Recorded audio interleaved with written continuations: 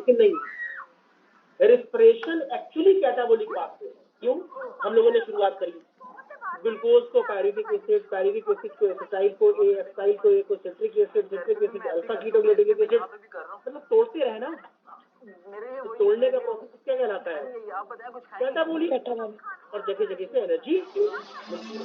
ठीक है, तो respiratory pathway mainly catabolic process mainly, लेकिन जब ये प्रोसेस हुआ और जो चीजें बनी तो उनमें से इंटरमीडिएट जो इसमें शामिल रहे उन्होंने कुछ और चीजें भी बना ली। अब सुनो मेरी बात, फैट टूटा कैटाबोलिक प्रोसेस, कार्बोहाइड्रेट टूटा कैटाबोलिक प्रोसेस, प्रोटीन टूटी कैटाबोलिक प्रोसेस, ग्लिसरॉल्डिहाइड बना कैटाबोलिक प्रोसेस, पायरुविक एसिड बना कैटाबोलिक प्रोसेस, एसिटाइल को ये बना कैटाबोलिक प्रोसेस, क्रेब साइकिल हुआ कैटाबोलिक प्रोसेस, लेकिन एसिटाइल को बनना क्या है? Gibberellic acid. तो जिब्रेलिक एसिड का प्रिकर्सर क्या है? मतलब जब तक एसिटाइल को ए नहीं बनेगा, जब तक रिस्पिरेशन नहीं होगा, जब तक एसिटाइल को ए नहीं बनेगा, नो डाउट आगे का रिएक्शन रुक जाएगा। बात तो एक ही होगी, या तो कैटाबोलिक कर लो या एनाबोलिक कर लो। रेस्पिरेशन अब आगे का प्रोसेस नहीं होगा एसिटाइल को से, लेकिन हाँ ऊपर के सारे प्रोसेस होके एसिटाइल को से क्या बन जाएगा? प्रिकर्सर और जिब्रेलिक एसिड बना, बनने का मतलब एनाबोलिक। तो इस पाथवे में कैटाबोलिक रिएक्शन भी हुआ और तब दोनों को मिलाकर सकते हैं एम्फीमीज बोथ एम्फीपोल। लेकिन मेनली अगर पूछा जाए याद रखना कैटाबोलिक। अब ये क्या एसिटाइल को ऐसी चीजें नहीं बननी थी, प्रोसेस आगे बढ़ गया, अल्फा कीटो तक आ गया, उसको एनर्जी मिल गई कि नहीं मिली? अगर मैं आपसे पूछूं, चलिए आप कर भी दें ऑर्डर मैम, क्या हो गया? टाइम देखिए कितनी देर से मैं इंतजार कर रहा हूं। शुरू करो, फिर एनर्जी मिली, लेकिन आगे क्या करना था? Amino acid. तो भाई यही से प्रोसेस रुक गया। अब आगे अल्फा कीटोग्लूटामिक एसिड अमोनियम आयन के साथ में रिएक्शन किया, पहला ग्लूटामिक एसिड बनाया, ग्लूटामिक एसिड में फिर ट्रांस एमिनेशन हुआ और डिफरेंट टाइप के अमीनो एसिड बन गए माइटोकॉन्ड्रिया में। याद आया? तो देखो ये प्रोसेस माइटोकॉन्ड्रिया में चल रहा है। क्या हम ये नहीं लिख सकते माइटोकॉन्ड्रिया के अंदर सिंथेसिस ऑफ ग्लूटामिक एसिड? क्या हम ये नहीं लिख सकते माइटोकॉन्ड्रिया के अंदर फंक्शन सिंथेसिस ऑफ ना? ठीक है, ये भी नहीं बनाना था, सक्सिनिल को तक हो गया और एटीपी मिल गई, लेकिन सक्सिनिल को ने क्या बना दिया? सक्सिनिल को is the precursor of cytochrome, chlorophyll and precursor of chlorophyll. जरा ध्यान दो, दिमाग को लगाओ। प्रोसेस कहाँ हो रहा है? माइटोकॉन्ड्रिया में। प्रोसेस कहाँ हो रहा है? माइटोकॉन्ड्रिया। लेकिन क्लोरोफिल का प्रिकर्सर कौन है? क्रेब साइकिल में, दैट मींस माइटो। तो अगर माइटोकॉन्ड्रिया के अंदर फंक्शन आ जाए प्रिकर्सर ऑफ क्लोरोफिल तो भी सही हो जाएगा।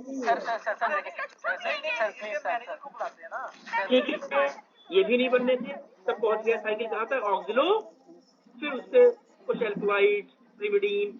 तो देखो ओवरऑल प्रोसेस में चीजें टूट भी रही हैं और जहां पर जरूरत है वहां पर चीजें बन भी रही हैं। That's why we considered as, can be considered as. बोले देखिए मेरी बात सुने मैम, मेरी आप कान खोल के बात सुने, ये वाला जो तो खत्म हो गया।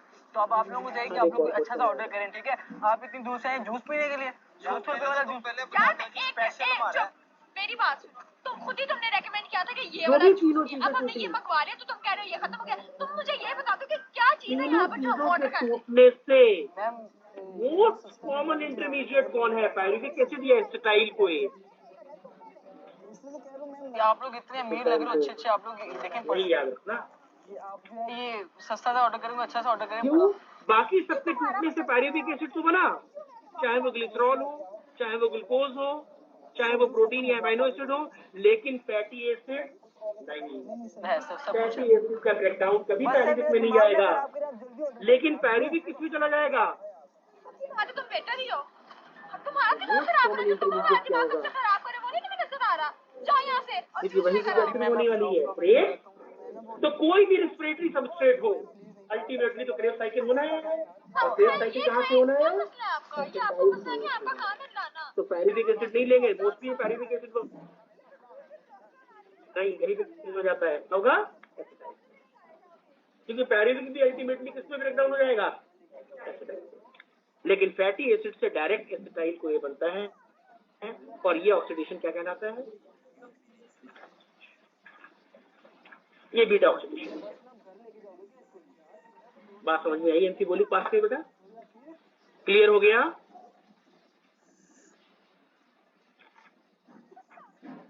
हाँ भाई, ऑनलाइन क्लियर हुआ एम्फीबोलिक पाथवे? Yes sir. सर ये आज आपका स्पेशल चिकन। पागल हो क्या कर रहे हो? अक्ल नहीं है तुमने मेरे मुंह के आगे सर से लेके जाओ और ये क्या नहीं है? आरक्यू क्या डिफाइन करता है? मैम वो नेचर ऑफ मीटिंग है मेरी। आरक्यू डिफाइंड एज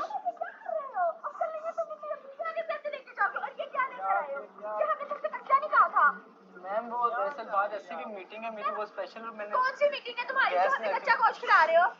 मैम वो मेरे घर पे बच्चे रो रहे हैं, बीबी के साथ मीटिंग है मेरी, बहुत इमरजेंसी मीटिंग है। तुम्हारी बीवी के साथ तुम्हारी मीटिंग है? वो रेस्पिरेटरी सबस्ट्रेट क्या है?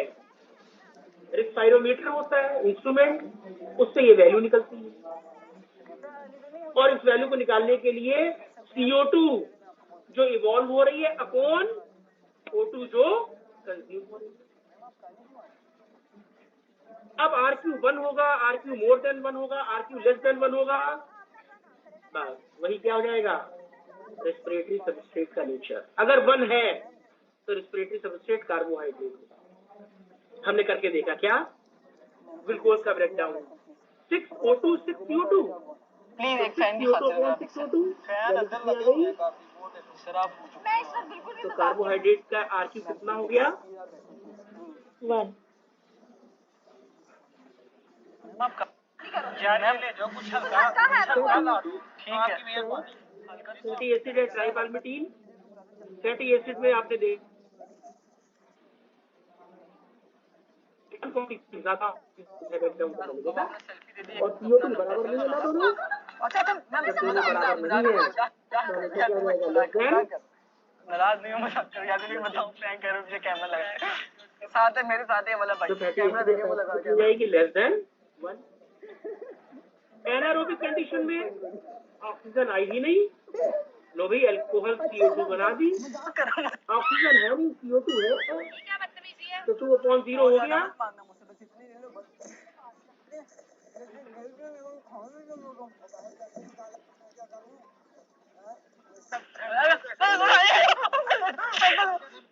फिर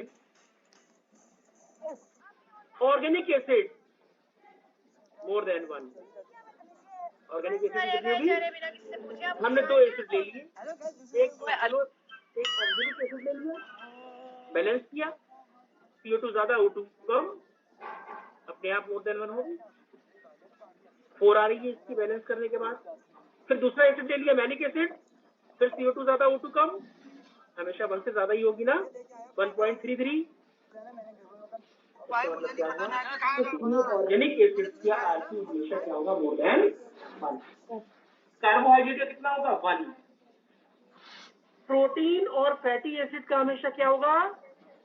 लेस देन 1।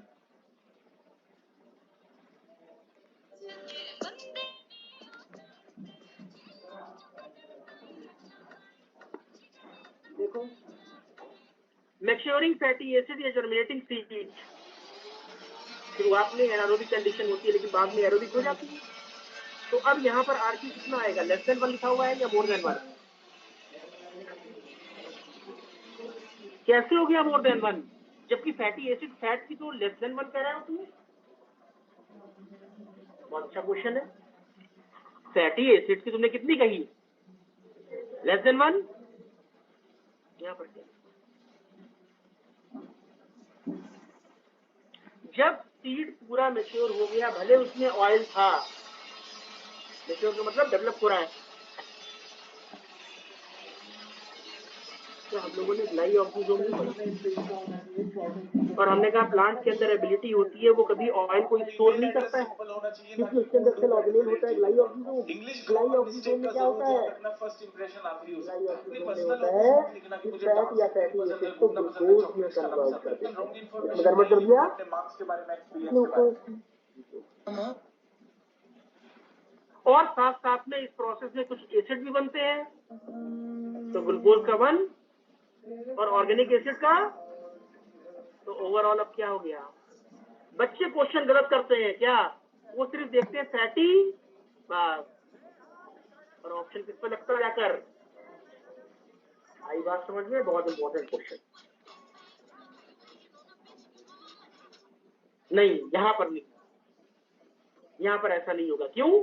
क्योंकि हमें मालूम है ग्लाइऑक्सिजोम है, और ग्लाइऑक्सिजोम ऑयल या लिपिड को किसमें कन्वर्ट कर देता है?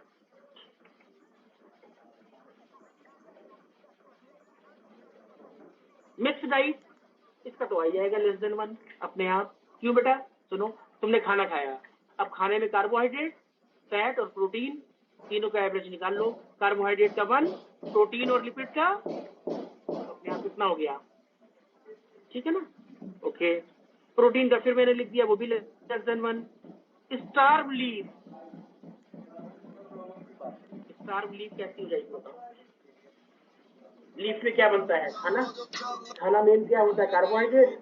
लेकिन जब स्टार्व लीफ हो गई तो सबसे पहले क्या खत्म होता है? वो तो खत्म ही हो गया। अब इसमें कार्बोहाइड्रेट नहीं है, अब बचा क्या इसमें? प्रोटीन और फैट। तो यहाँ पर प्रोटीन और फैट जब दोनों होते हैं, यहाँ पे कार्बोहाइड्रेट में चेंज नहीं होना है। क्यों?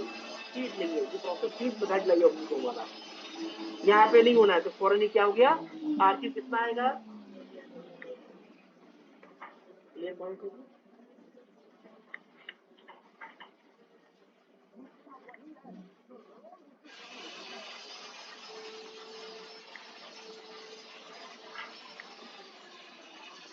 हेक्सोज मोनोफॉस्फेट शंट, एक नई चीज, ग्लाइकोलिसिस होती है ना, मान लीजिए ग्लाइकोलिसिस फेल हो गई, इसी वजह से ऐसा नहीं है कि सिर्फ वो रेस्पिरेशन या एटीपी नहीं बनेगी। नेचर ने एक अल्टरनेट पाथवे रखा होगा। नो डाउट उतनी एफिशिएंसी नहीं आएगी, उतनी एटीपी नहीं बनेगी, लेकिन डेथ नहीं होगी। एक पाथवे रखा हुआ है। क्या पाथवे है?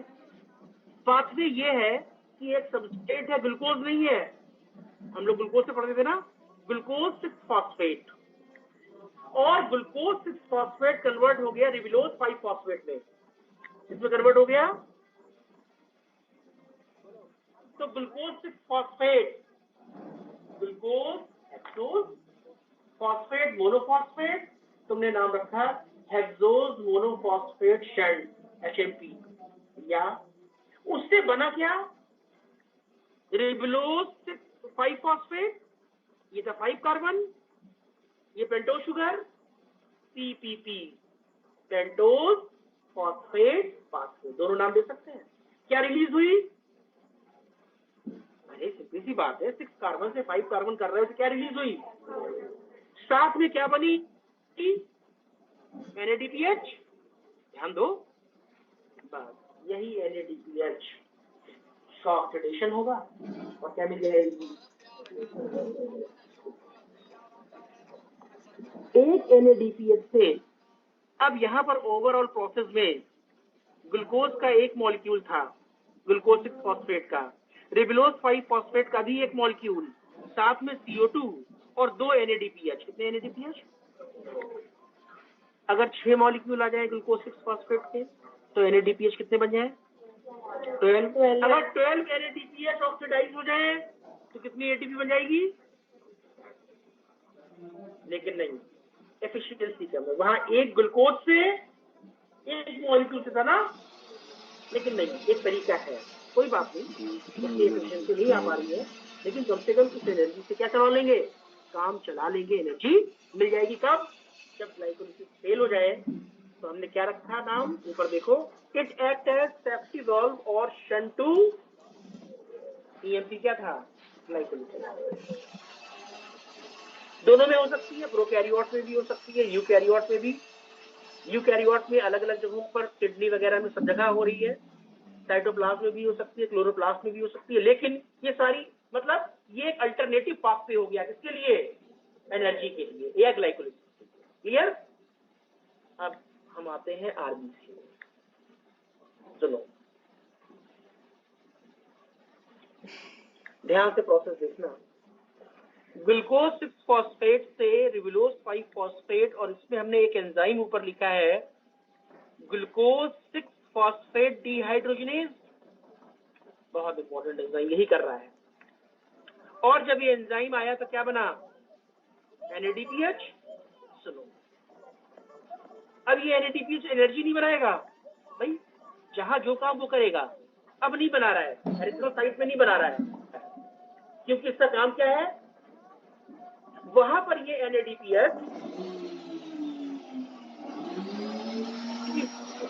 है ग्लूटाथियोन। क्या नाम है? ग्लूटाथियोन को रिड्यूस करने का काम किसका हो गया? ठीक है। और एक एंजाइम बनना ग्लूटाथियोन रिडक्टेज बना। वो glutathione reductase with the help of peroxidase क्या करता है? आरबीसी के अंदर जो H2O2 बन रही है ना, उसको तोड़ता है। टॉक्सिक होती है ना। सुनो मेरी बात, H2O2 अगर बढ़ती चली जाएगी तो आरबीसी की मेम्ब्रेन रप्चर हो जाएगी। अब कई पॉइंट आ गए, देखो कई क्वेश्चन बनेंगे। और आरबीसी की मेम्ब्रेन रप्चर होगी तो आरबीसी खत्म, एनेमिक कंडीशन हो गई, हीमोलिटिक एनीमिया। क्या नाम दिया? Haemolytic anaemia. ये पॉइंट हुआ। अब क्या हुआ? बच्चे पैदा होते हैं, और बच्चे जब पैदा होते हैं तो उनमें आरबीसी का ब्रेकडाउन ज्यादा होता है। आरबीसी का ब्रेकडाउन ज्यादा होता है, बाइलिरुबिन बाइलिवर्डिन बहुत ज्यादा ब्लड में हो जाता है। That is the natural process, that is the simple process from birth up to the 10-12 days. ये प्रोसेस चलता रहता है। उसके बाद में जाकर फिर से जो होती है, क्योंकि अभी लिवर वाला आरबीसी का प्रोसेस चल रहा था, अब जो बोन मैरो होती है वो स्टार्ट होती है और वो सारी चीजें मेंटेन हो जाती हैं। लेकिन फिर भी कभी कभी बाइलिरुबिन बाइलिवर्डिन का लेवल बहुत बढ़ता है जो इन्फेंट्स है, तो फिर उनको मॉनिटर किया जाता है कितना बाइलिरुबिन 17 से नीचे होना चाहिए। बढ़ के आ गया अपनी उसको फोटोथेरेपी हम देते हैं, और फोटोथेरेपी क्या करती है? बाइलिरुबिन बाइलिवर्डिन को ब्रेक डाउन कर देती है। लेकिन फोटोथेरेपी देते देते 4-5 दिन गुजर गए और होना चाहिए था डाउन, ओवर 25 से 30-35 होगी, बढ़ती जा रही है। अब वो पहुंच जाएगी ब्रेन में, एनर्जी मिट्टी करती रहेगी। अब क्या हुआ? अब उसी टाइम पे फौरन उसका ब्लड टेस्ट होता है और उसमें एंजाइम की स्क्रीनिंग होती है। कौन सा एंजाइम? Glucose 6 phosphate dehydrogenase. अगर ये एंजाइम सफिशिएंट है तो डरने वाली कोई बात नहीं। कोई बात नहीं, बाइलिरुबिन बाइलिवर्डिन बढ़ रहा है, फोटोथेरेपी देते रहेंगे। 4 दिन में नहीं सही, 10 दिन में सही हो जाएगा, 5 दिन में सही हो जाएगा, 6 दिन में सही हो जाएगा। लेकिन अगर ग्लूकोज 6 फॉस्फेट डिहाइड्रोजनेज का लेवल इनसफिशिएंट दिखाता है, लो दिखाता है, तो फिर डॉक्टर कोई रिस्क नहीं लेते हैं, फौरन ही ब्लड ट्रांसफ्यूजन करते हैं। क्यों? क्या चीज नहीं है? ध्यान देना, लिंक करो। ग्लूकोज 6 फॉस्फेट डिहाइड्रोजनेज का लेवल इनसफिशिएंट, इसका मतलब ये प्रोसेस रुका। ये प्रोसेस रुकने का मतलब NADPH नहीं बना। NADPH नहीं बनने का मतलब, इसका मतलब जो एंजाइम होना चाहिए वो रिड्यूस नहीं हुआ। जब वो एंजाइम रिड्यूस नहीं हुआ तो एक्टिव हुआ नहीं, H2O2 बढ़ रही है। उसके साथ यही प्रॉब्लम है कि H2O2 का लेवल इतना ज्यादा बढ़ता जा रहा है कि बार बार वो आरबीसी को तोड़ दे रहा है। तो अब सिर्फ बचाने का एक तरीका फोटोथेरेपी नहीं, अब उसका पूरा ब्लड चेंज किया जाएगा, दैट इज ब्लड ट्रांसफ्यूजन। आई बात समझ में? ये तो हो गया। आया कहां से? यार जेनेटिक्स आ गई। जेनेटिक्स आ गई। ग्लूकोज 6 फॉस्फेट डिहाइड्रोजनेज का जीन एक्स क्रोमोसोम पर क्या शो करता है? Recessive disorder, x linked recessive disorder, just like heredity कैसी होती है? Just like haemophilia and colour. इसका मतलब फादर क्या थे? फादर हेटेरोजाइगस थे, मदर भी हेटेरोजाइगस थी, 2 बच्चे भी, दोनों बच्चों में कोई प्रॉब्लम नहीं आई, तीसरे बच्चे में हो सकता आ जाए। आई बात समझ में? अब इसका कोई इलाज नहीं है। अब सिर्फ आरबीसी को रोकने का काम यही है कि कुछ चीजें वो नहीं खाएगा जहां पर ये एंजाइम एक्टिवेट होता है, और दूसरा है अगर बहुत सीवियर कंडीशन हो गई तो फिर ब्लड ट्रांसफ्यूजन करके उसको बचाया जाएगा। इसे कहते हैं हीमोलिटिक एनीमिया। क्या कहते हैं? एनीमिया के कई कॉज हो सकते हैं। हीमोग्लोबिन का लेवल कम हो जाना, आरबीसी डेवलप नहीं हो पाना, आरबीसी का शेप डेवलप नहीं हो पाना, और एक कारण होता है, एक रीजन होता है कि आरबीसी बस्ट हो जाना, दैट इज हीमोलिटिक एनीमिया। और ये होती है डिफिशियंसी ऑफ, ये जेनेटिक्स का question, deficiency of glucose 6 phosphate, ये काम होता है यहाँ पर। आई बात समझ में? ये है हेक्सोज मोनोफॉस्फेशन। रेस्पिरेशन के लिहाज से अगर देखें तो कुछ नहीं, this is alternative pathway, this is safety valve. कि ग्लाइकोलाइसिस किसी वजह से नहीं हो पा रही है तो एनर्जी इससे मिलेगी। एरिथ्रोसाइट्स में रोल अलग, रोल अलग। और जब नेचुरल सिलेक्शन हुआ सिकल सेल एनीमिया का, वो तो सिकल सेल एनीमिया हो गई है ना, कि जो भी अफ्रीकन कॉन्टिनेंट पे है या मेडिटेरियन सी के आसपास है। अब इसमें भी प्लाज्मोडियम फैल्सीपेरम को अगर आरबीसी मिल जाती तो वो खूब करते आरबीसी में ना, और आरबीसी को पूरा रप्चर कर देते, सब कुछ खत्म कर देते और उसकी पेशेंट की डेथ हो जाती। और फैल्सीपेरम बड़ा कॉमन है। अब natural selection, glucose 6 phosphate dehydrogenase थोड़ा सा क्या होता है, डेफिशिएंट होता है। किनमें? जो लोग वहां पर रहते हैं, दैट मीन्स ये नेचुरल सिलेक्शन हुआ। इसका फायदा क्या मिला? इसका फायदा ये मिला कि उनकी आरबीसी बड़ी आसानी से टूट जाती है। ऐसे नहीं टूटेंगी जब उस पर कोई लोड आएगा, इतना भी डेफिशिएंट नहीं है। H2O2 थोड़ी बहुत टूट रही है लेकिन सेंसिटिव हो गई। जैसे ही उस पर लोड आया फिर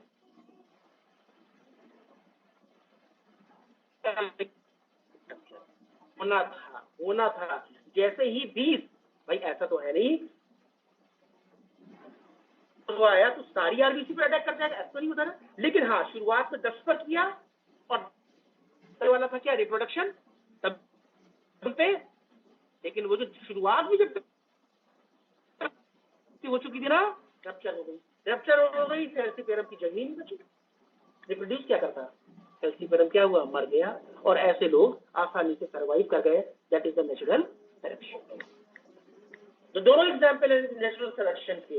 एक वो सिकल सेल हो गई तो भी वहां पे प्लाज्मोडियम नहीं आ पाया, एक तरीका वो, दूसरा तरीका कि वो सेंसिटिव हो गई, जिसकी वजह से जैसे ही फैल्सीपेरम का लोड बढ़ा तो वो रप्चर हो गई, आगे कुछ रिप्रोडक्शन हुआ नहीं और वो मलेरिया से बच गए। आई बात समझ में? हाँ भाई, कुछ कहानी समझ में आ रही है? Yes sir. तो बस हो गया, रेस्पिरेशन कंप्लीट। अब नेक्स्ट क्लास में लास्ट टॉपिक पढ़ेंगे अपना 11th का, प्लांट ग्रोथ एंड डेवलपमेंट।